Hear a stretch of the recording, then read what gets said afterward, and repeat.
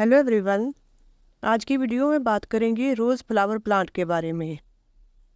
गर्मियों के मौसम में हमें अपने गुलाब के पौधे की किस तरह से देखभाल करनी है, कौन कौन से काम है जो इन दिनों हमें अपने गुलाब के पौधे में कर लेने चाहिए, जिससे कि हमारे गुलाब के पौधे के ऊपर ढेरों फूल खिले और कलियां भी अच्छे से बने।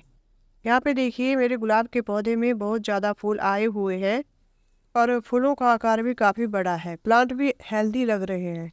तो जैसे गर्मियों का मौसम शुरू हो गया है, तो ऐसे में अगर हमने अपने गुलाब के पौधे को धूप वाली जगह पे रखा था, तो अब इसको हमें ऐसी जगह पे रख देना है जहां इसको मॉर्निंग और इवनिंग की धूप मिले। दोपहर की तेज़ धूप से इसको बचाना है, क्योंकि मई महीने में टेम्परेचर बहुत ज़्यादा बढ़ जाता है। इससे गुलाब के पौधे के ऊपर जो फूल खिलते हैं वो बर्न होने लगते हैं।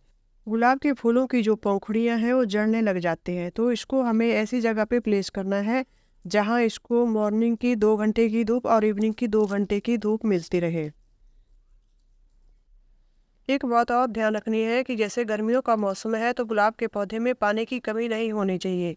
हमने गमले की मिट्टी को चेक करते रहना है। गमले की मिट्टी मॉइस्ट रहनी चाहिए, उसमें पानी की कमी नहीं होने देनी है। और ना ही गुलाब के पौधे की जो मिट्टी है वो हार्ड होने देनी है। उसकी हमें टाइम टाइम पे गुड़ाई करते रहना है। और जो हमारे गमले का ड्रेनेज सिस्टम है वो भी सही होना चाहिए, ताकि हम जो भी पानी या फर्टिलाइज़र अपने गुलाब के पौधे में दें वो आसानी से एब्जॉर्ब हो सके।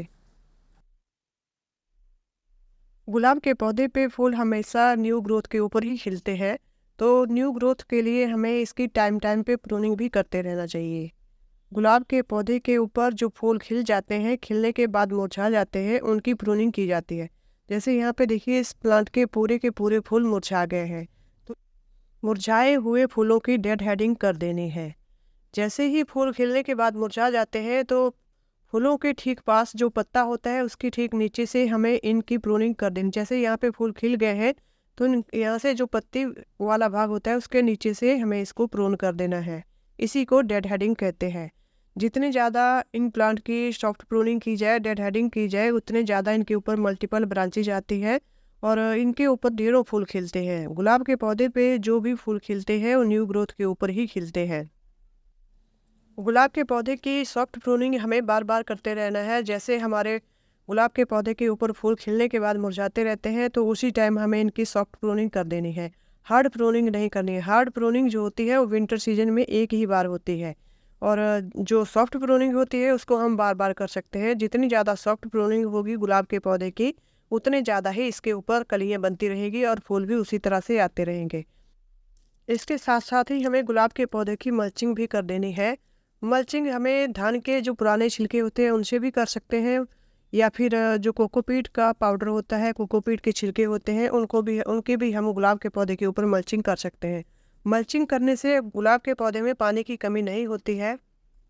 अब बारी आती है इसमें फर्टिलाइज़र डालने की।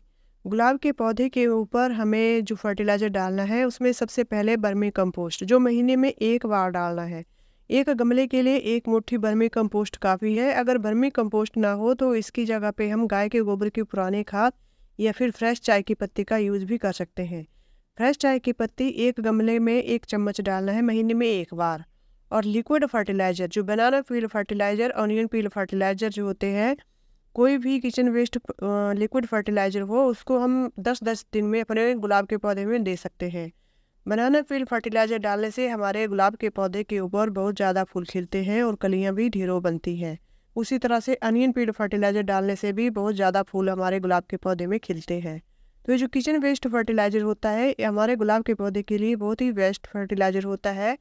तो इसको हमें फेंकने के बजाय अपने गुलाब के पौधे के ऊपर यूज करना चाहिए। चाहे कोई भी फूल वाला पौधा हो, उसके लिए बहुत अच्छे फर्टिलाइज़र होते हैं।